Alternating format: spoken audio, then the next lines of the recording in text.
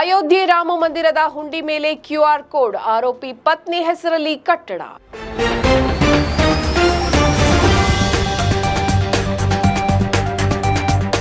ಸುದ್ದಿಗಾರ ಈಗ ನಿಮ್ಮ ಕೇಬಲ್ ನೆಟ್ವರ್ಕ್ನಲ್ಲಿ.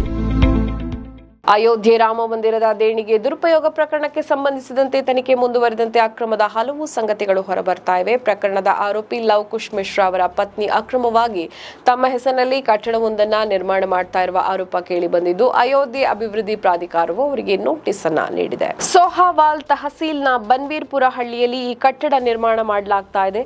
ಲವಕುಶ್ ಪತ್ನಿ ಸುಪ್ರಿಯಾ ಮಿಶ್ರಾ ಅವರ ಹೆಸರಿನಲ್ಲಿ ನಿವೇಶನ ಖರೀದಿಸಲಾಗಿದ್ದು, ಅಗತ್ಯ ಕಡ್ಡಾಯ ಅನುಮತಿಯನ್ನು ಪಡೆದಿಲ್ಲ ಅಂತ ಎಡಿಎ ತಿಳಿಸಿದೆ. ಲವಕುಶ್ ಅವರ ಮನೆಗೂ ತೆರಳಿದ್ದ ಪೊಲೀಸರು ಅವರ ಕುಟುಂಬ ಸದಸ್ಯರ ವಿಚಾರಣೆಯನ್ನ ನಡೆಸಿದ್ದಾರೆ.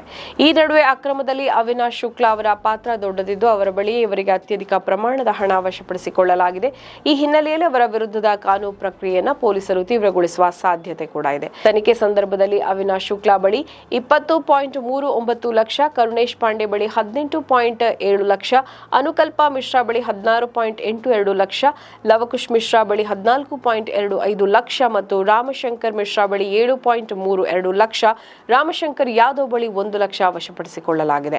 ಅಲ್ಲದೆ 11 ಗ್ರಾಂ ಚಿನ್ನ, 375 ಗ್ರಾಂ ಬೆಳ್ಳಿ ಮತ್ತು 1121 ಅಮೆರಿಕ ಡಾಲರ್ ಅನ್ನು ಪೊಲೀಸರು ವಶಪಡಿಸಿಕೊಂಡಿದ್ದಾರೆ. ಪೊಲೀಸರ ದಾಳಿ ವೇಳೆ ಕಂಡು ಬಂದ ಕುತೂಹಲಕಾರಿ ವಿಷಯ ಏನಪ್ಪಾ ಅಂತಂದ್ರೆ, ಅಯೋಧ್ಯೆ ರಾಮ ಮಂದಿರದಲ್ಲಿ ಹುಂಡಿ ಮೇಲಿನ ಕ್ಯೂಆರ್ ಕೋಡ್, ದೇಗುಲದಿಂದ ಪೊಲೀಸರು ಒಂದು ಕಾಣಿಕೆ ಹುಂಡಿಯನ್ನು ವಶಪಡಿಸಿಕೊಂಡಿದ್ರು. ಅದರ ಮೇಲೆ ರಾಮರಾಜ್ಯ ಕೋಶ ಅಂತ ಕೂಡ ಬರೆಯಲಾಗಿತ್ತು. ಅದಕ್ಕೆ ಅಯೋಧ್ಯೆ ಯೋಗ ಕೇಂದ್ರದ ಕ್ಯೂಆರ್ ಕೋಡ್ ಅಂಟಿಸಲಾಗಿತ್ತು. ಈ ಯೋಗ ಕೇಂದ್ರದಲ್ಲಿ ಅವಿನಾಶ್ ಶುಕ್ಲಾ ದಶಕಕ್ಕೂ ಹೆಚ್ಚು ಸಮಯದಿಂದ ಇದ್ದಾರೆ ಅಂತ ಪೊಲೀಸರು ತಿಳಿಸಿದ್ದಾರೆ. ರಾಮ ಮಂದಿರದ ದೇಣಿಗೆ ದುರುಪಯೋಗ ಪ್ರಕರಣ ಜೂನ್ 7ರಂದು ಬೆಳಕಿಗೆ ಬಂದಿದ್ದು, ತನಿಖೆಗೆ ಸರ್ಕಾರ ಎಸ್ಐಟಿ ರಚಿಸಿದೆ. ನಮ್ಮ ಈ ವಿಡಿಯೋ ನಿಮಗೆ ಇಷ್ಟ ಆದಲ್ಲಿ ಲೈಕ್ ಮಾಡಿ, ಶೇರ್ ಮಾಡಿ, ಕಮೆಂಟ್ ಮಾಡಿ ಮತ್ತೆ ಸಬ್ಸ್ಕ್ರೈಬ್ ಮಾಡಿ.